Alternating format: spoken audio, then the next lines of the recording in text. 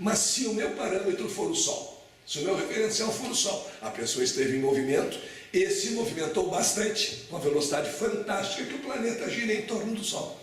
Então tudo passou a depender de quem observa, em que condições observa e qual é o parâmetro de medida. Isso é muito importante também nas relações humanas. Por que Jesus mandou amar ao próximo como a si mesmo? Porque tem que haver um parâmetro, tem que haver uma comparação. E se eu não conseguir me amar, se eu me encher de culpas desnecessárias, se eu estiver de mal com a vida e comigo mesmo, eu não consigo amar o meu próximo. Nós somos a medida do que fazemos aos outros. As pessoas que agem de modo antiético, de modo incorreto, as pessoas que desrespeitam o seu semelhante têm uma péssima autoimagem, embora talvez digam o contrário, mas não se respeitam. Se eu não me respeito, eu não respeito o meu próximo. Se eu não me amo, eu não amo o meu próximo, porque tudo precisa de um parâmetro, e o observador é o parâmetro de todas as coisas. Há uma verdadeira revolução na ciência nesse momento, se perde aquela ideia maniqueísta. É partícula ou é onda? É matéria ou é energia? Se é uma coisa, não pode ser outra. Até que se verificou que matéria e energia podem se transformar reciprocamente. E que, embora sem pedir licença aos pesquisadores, o elétron se comporta às vezes como onda, às vezes como partícula, dependendo do que ele quer, ou de estar ou não estar sendo observado. Nesse sentido de matéria e energia, nós temos aquela ideia da equação de Einstein, o famoso E igual a mc2. Aquela equação nos diz quanta energia se obtém quando uma certa quantidade de matéria, M, massa, 1 kg, 2 kg, se transforma em energia pura. O que mais nos interessa no terreno do pensamento da ciência não é a medida, a quantidade expressa por aquela fórmula, mas observar o seguinte: de um lado da fórmula está a letra E, que quer dizer energia. No outro, M. M quer dizer massa, quantidade de matéria, 100 gramas, 1 kg, 2 kg. E C é a velocidade da luz, ali elevado ao quadrado. Mas de um lado tem energia, de outro tem matéria. E o que é que existe unindo os dois lados? Não é um sinal de igualdade? Então não é matéria ou energia, é matéria e energia, dependendo do grau de vibração. E hoje que sabemos que o universo é filho da luz, chegamos a ver a física concordando com Chico Xavier quando disse que a matéria era uma espécie de luz coagulada. Energia eletromagnética é luz. As supercordas são filetes de luz e ao vibrar produzem a matéria e suas características. Então aquele dualismo antigo, o ser ou não ser, ficou substituído por um ser e não ser. Aí o símbolo matemático, existe e não existe. Não é existe ou não existe, é existe e não existe, dependendo da situação do observador e do fenômeno observado. Mas mesmo com este progresso, do observador ser a medida das coisas, ainda não se tinha noção de que o observador, pelo seu pensamento é forma de energia, isso é ciência contemporânea, não é mais misticismo. Não se tinha ainda noção de que o observador, pelo seu pensamento, poderia influenciar mesmo as partículas subatômicas. Isso aparece com o advento da física quântica. E com esse advento da física quântica, surge também a derrubada dos 4 postulados fundamentais do materialismo realista.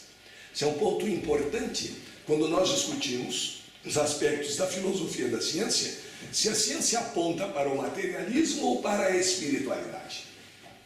Até o advento da teoria quântica não há dúvida. Ciência examinava apenas os aspectos materiais do universo. Pensamento era problema de cada um, sem qualquer possibilidade de produzir efeitos externos. Então se fez o materialismo realista, o mecanicismo, que serviu de base na parte filosófica a interpretação marxista do universo. E esse materialismo realista se fundamentava em 4 postulados fundamentais. Nós vamos mostrar rapidamente os 4 e mostrar também que cada um deles já foi derrubado pela física quântica. Logo, o materialismo em termos de ciência não tem hoje mais sustentação. Pode ter ficado um vazio, está à espera de uma nova ideia filosófica para preencher, mas materialista, em termos científicos, está fora do contexto. Como o ateísmo. Para a tristeza dos ateus, o ateísmo não é mais considerado nem mesmo uma posição filosófica. O ateísmo é considerado uma posição de crença. Só que eu crer no não. Eu crer no não existir. Então nós que cultivamos a fé raciocinada, deixamos de ser os crentes comuns e passamos a ser os investigadores. Enquanto que o ateu passou a ser o crente comum. O ateu é o crente hoje. O crente no não é crente. Sem base, fé cega. Primeiro princípio, objetividade forte. Está ali o seu enunciado a um objeto, a um universo material objetivo independente de nós. Ou seja, o universo é o que é. Não interessa se nós temos capacidade de observá-lo ou não. E o que é que nós sabemos hoje? Que o observador influencia naqueles objetos que está observando. Que não existe o fenômeno físico por si, absoluto. E se há uma influência do observador no objeto, se o observador influencia nos fenômenos, não há uma independência absoluta, portanto não existe a objetividade forte. E aí se vai a primeira grande coluna do materialismo realista. Aí vem a segunda. Determinismo causal, também conhecido como princípio da causalidade. Causalidade rígida. Ou seja, nada temos a fazer depois da causa inicial, que foi o Big Bang, tudo está escrito, o nosso destino também está escrito e ponto final. Diante de um efeito, podemos determinar sua causa com precisão. Estabelecida a causa, os efeitos que se seguem são imutáveis. Definição, princípio da incerteza de Heisenberg.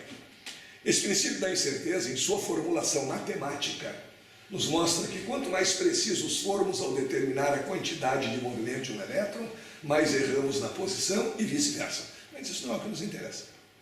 O que interessa é a consequência. Vamos dizer esse princípio agora, em termos de filosofia da ciência, não em termos de matemática ou das fórmulas do princípio da Heisenberg. O princípio da incerteza quer dizer o seguinte: mesmo partindo da mesma causa, podemos alterar os rumos e conseguir efeitos diferentes. Ou seja, temos condições de alterar nosso rumo de vida, temos condições de alterar aquilo que chamávamos o nosso destino, temos condições de intervenção na natureza. A física quântica é uma física de possibilidades.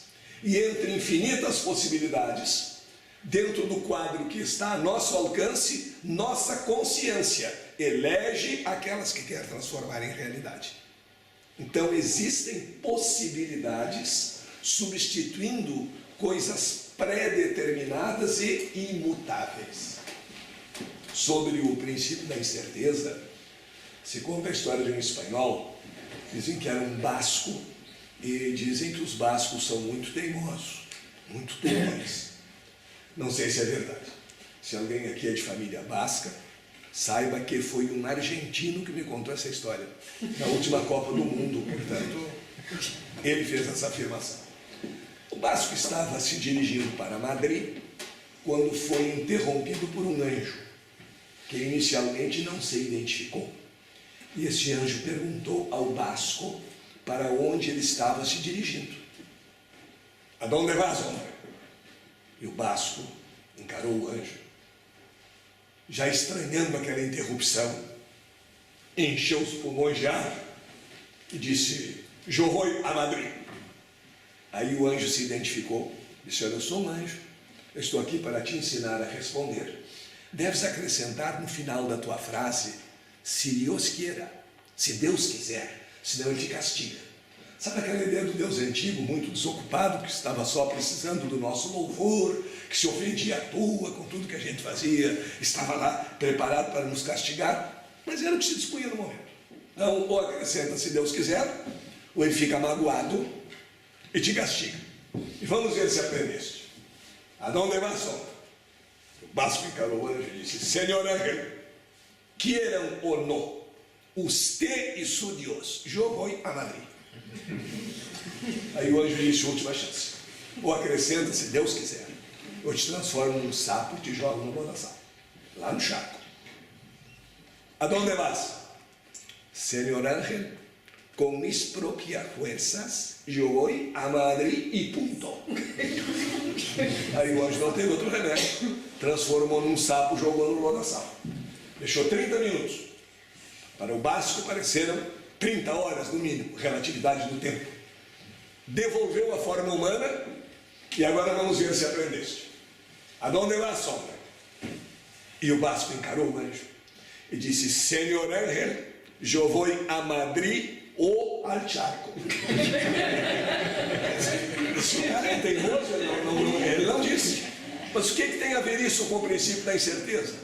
Que neste momento, por um processo doloroso, o básico descobriu que já havia, mesmo com toda a sua teimosia, pelo menos 2 possibilidades. De repente ele descobre uma terceira e assim vai. Vamos ver se a gente não precisa o caminho da dor e do sofrimento para descobrir as várias possibilidades da vida.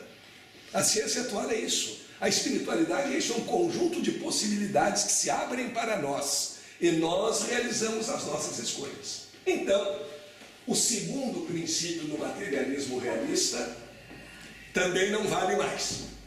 Terceiro, localidade. Esse princípio entende o seguinte: para que um objeto possa atuar sobre o outro, precisa ter contato físico com o outro, ou mandar um sinal que o outro possa perceber, um sinal que possa produzir efeito sobre o outro. Isso se chama fenômeno de localidade. Seria contra a lei quântica de que todos nós estamos interconectados, a ideia da espiritualidade que todos nós formamos um todo homogêneo. A experiência de Alain Aspect, em 1980, com as partículas gêmeas, derrogou esse princípio. E o que se verifica é o seguinte: se agora, aqui nesta sala, um elétron estiver girando, por exemplo, no sentido horário, sentido em que giram os ponteiros do relógio, e houver uma partícula gêmea deste elétron, e essa partícula gêmea estiver lá na Praça da Sé, em São Paulo, no momento em que esse elétron aqui alterar o giro, nós, por exemplo, forçamos uma alteração no giro desse elétron, antes mesmo que qualquer sinal eletromagnético possa chegar lá, mesmo sinais eletromagnéticos, ondas de rádio, televisão, viajando a 300 mil quilômetros por segundo, gastariam alguma fração de segundo para chegar lá? Neste mesmo momento, o outro elétron altera a sua posição. Eles estão cosmicamente unidos e não dependem de sinais locais. Portanto, terceiro fenômeno do materialismo realista: tudo está separado, tudo é isolado, ninguém tem nada a ver com ninguém, não há uma consciência universal. No terreno filosófico, desaparece. Restou mais um que também desapareceu. Este tem um nome pomposo: epifenomenalismo. É bonito. Às vezes, quando a pessoa não sabe o que quer dizer, ou uma palavra complicada assim, fica até simpática essa palavra. Não estou entendendo muito bem, mas deve estar certo, porque é complicado. Isso era a técnica da oratória antiga. E no ramo do direito, muitos usam até hoje. Fala bem complicado para ninguém entender, então achar que é bonito. Para não dizer que não entendeu, porque fica feio. Eu conheci um cidadão lá no Rio Grande do Sul, ele era desembargador. Mais pedante era impossível. Ele fazia suas sentenças, às vezes eles fazem, às vezes mandam o estagiário fazer também, acontece de tudo um pouco. Mas ele, quando terminava a sentença, ele sublinhava uma porção de palavras e mandava o estagiário procurar ao dicionário qual era a palavra mais complicada que queria dizer a mesma coisa. O que acontecia num fim de reunião quando ele prolatava a sua sentença? Era muito comum. Estava sentado ali o advogado, o cliente, ele dizia a sentença e o advogado cutucava o cliente: doutor, ganhamos ou perdemos? Porque não havia entendido nada daquilo. Isso era uma tática antiga, parece que estão usando ali. Eu já ouvi também em oratórios, oradores assim, gongóricos. Em geral, quando não se tem muito conteúdo, se procura um disfarce na forma, porque o conteúdo é pequeno. Uma ocasião, depois de uma conferência que eu particularmente tinha achado muito complicada, em termos de vocabulário de pouco conteúdo, perguntei para uma senhora que estava emocionadíssima o que ela tinha achado. Disse: maravilha, chorei, ri, estou contentíssima, maravilha de palestra, coisa espetacular, nunca ouvi nada nem parecido. E o que foi que ele disse? Isso eu não entendi. mas estava bom. Porque ele estava emocionado e a gente também, mas não estava bom também. Aqui é mais ou menos a mesma coisa. Olha ali, os fenômenos mentais subjetivos são epifenômenos da matéria. O que quer dizer isso? Fenômeno mental subjetivo: honra, caráter, alegria, tristeza, felicidade, paz, harmonia, desarmonia. Tudo isso resulta do funcionamento do cérebro como máquina física. É o cérebro, máquina, que produz essas coisas mais sutis. Qual é o engano deste pensamento aí?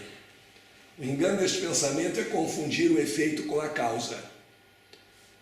A neurociência moderna demonstrou que o nosso cérebro não sabe a diferença entre o que vê e o que recorda. Se eu mostro agora uma paisagem, uma cena para uma pessoa, e ela está com a sua cabeça ligada a PET scanners, vai haver um determinado registro de ondas cerebrais. Se mais adiante eu pedir para a pessoa recordar aquilo que lhe foi mostrado, as ondas cerebrais registradas são exatamente as mesmas. O cérebro procede exatamente da mesma maneira. Então, para o cérebro, máquina física, não há diferença entre o que está sendo visto e o que está sendo lembrado. Mas nós sabemos a diferença. Nós quem? O comando, a consciência, que pode agir, inclusive em vários fenômenos, independentemente da máquina física. Então, nenhum dos 4 postulados do materialismo realista continua valendo. Logo, não há sustentação filosófica para que se defenda o materialismo em nome da ciência. A ciência, como previu Kardec, está tendo uma fabulosa abertura para a espiritualidade. E aqui nós temos alguns exemplos. Acredito que a maioria de vós conhece essa técnica, já viu essas fotografias do japonês Masaru Emoto, que pega gotas de água, depois congela até menos 14, depois até menos 40 graus Celsius, e verificou que conforme a origem da água, de um lugar poluído ou não, e principalmente conforme as emoções sob as quais se realiza o processo, as moléculas de água ao se congelarem, e não é porque seja água mais pura, mais impura, não, é água, é H2O, no final do processo. As moléculas formam figuras bonitas ou figuras distorcidas. Escrevendo-se, por exemplo, por fora do reservatório a palavra amor, pode ser em português, em inglês, em chinês, o efeito é o mesmo. A água congela e depois os cristais fotografados pelo método da câmara escura revelam figuras belíssimas, enquanto que palavras que traduzam ódio, mal-querer, ressentimento, fazem com que a água, ao congelar, forme figuras distorcidas, figuras muito feias. Nós somos mais de 70% de água. Não queremos que a água que nos forma congele, é óbvio, mas isso é uma metáfora, uma mensagem da natureza. A água é receptiva às vibrações boas ou não. Daí porque historicamente a água foi considerada um elemento de contato com o plano espiritual, desde a água benta até a água fluidificada ou energizada, como queiramos chamar, a água é um elemento sensível a essas vibrações. E aqui é apenas o registro de algumas dessas situações. Água de um lago extremamente poluído e de uma nascente de rio. Não é por causa da sujidade, não.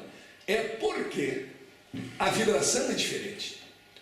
Um lugar muito poluído não vai nos trazer, por exemplo, vibrações positivas, de espiritualidade superior, enquanto que uma nascente de rio significa o quê? A esperança, a renovação, a vida pela frente. Então, mesmo esses aspectos que parecem ser puramente materiais, já têm a sua influência.